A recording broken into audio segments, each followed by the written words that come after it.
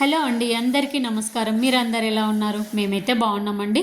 ఈరోజు తోటైతే మాకైతే సూతకం అన్నది అయిపోయింది. ఇల్లంతా క్లీన్ చేసేసుకొని ఇప్పుడు పూజనైతే నేను స్టార్ట్ చేస్తున్నానండి. అదైతే అనంత పద్మనాభ స్వామి పూజలో చేశాను కదండి, దర్భలతో చేసినటువంటి శేషతల్పం అండి. అది మీ అందరికీ కూడా ఒకసారి చూపిద్దామని చూపించాను.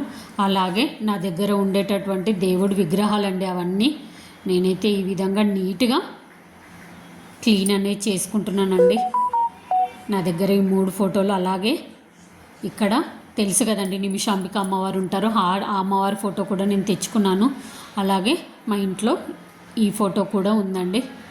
ఈ విధంగా నీట్గా నేనైతే మొత్తం పూజ రూమ్ అనేది నేను సర్దేసుకున్నానండి. ఎందుకంటే సూతకం తర్వాత ఇల్లంతా క్లీన్ చేశాను. పూజ రూమ్ కూడా క్లీన్ చేస్తే మంచిగా ఉంటుందని చెప్పేసి పూజ రూమ్ అంతా క్లీన్ చేసిన తర్వాత నేనైతే పూజను అనేది స్టార్ట్ చేసుకున్నానండి.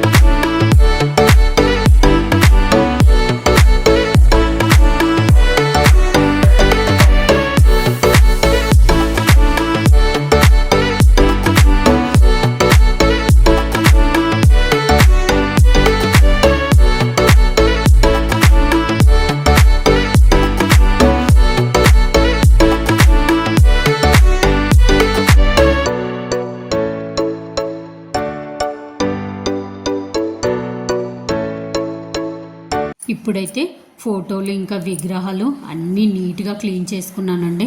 క్లీన్ చేసుకొని ఫస్ట్ అయితే గంధాన్ని కలుపుకుంటున్నానండి. ఆ గంధంలో కొంచెం మనము జవాదు పౌడర్ అనేది వేయాలండి. కుంకుమలో కూడా జవాదు పౌడర్ అనేది వేయాలి. అలాగే అత్తర్ను కూడా మనం ఉపయోగించినట్లయితే మంచి సువాసన భరితంగా ఉంటుందండి. నేనైతే ఈ విధంగా అన్ని ఫోటోలకైతే మంచిగా గంధం కుంకుమతో అయితే మంచిగా అలంకరించుకున్నానండి. చాలా రోజుల తర్వాత పూజ చేయడం అనేది చాలా అంటే చాలా మంచిగా అనిపిస్తుందండి. ఎందుకంటే మనకు పూజ చేస్తే ఏంటంటే దీపం వెలుగుతుంటే మనకు ఒక పాజిటివ్ వైబ్స్ అనేటివి ఉంటాయండి. అందుకే నాకు పూజ చేయకపోతే మాత్రం ఏమీ తోచదండి. కంపల్సరిగా నేనైతే డైలీ పూజ అనేది కంపల్సరిగా చేసుకుంటానండి. ఈ విధంగా అయితే అన్ని ఫొటోస్కి అయితే నేనైతే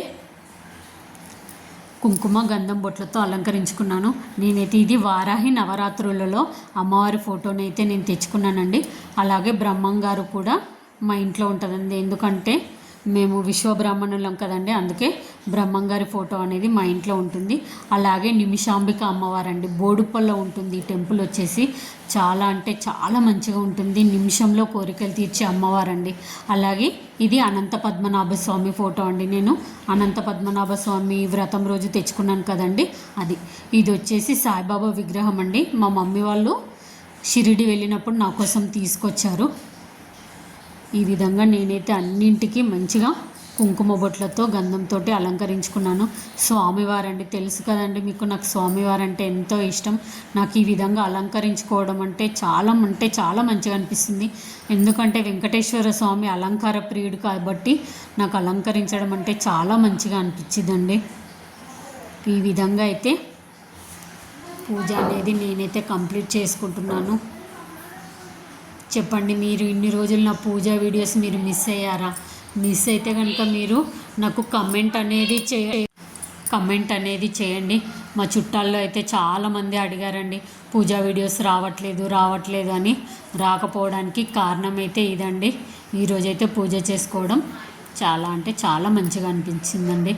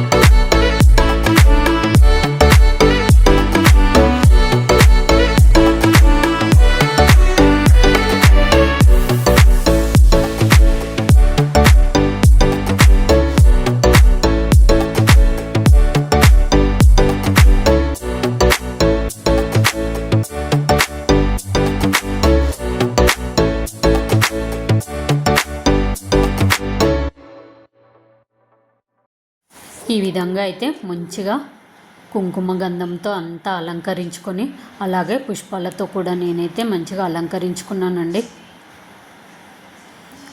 ఈ విధంగా పూజ చేసుకో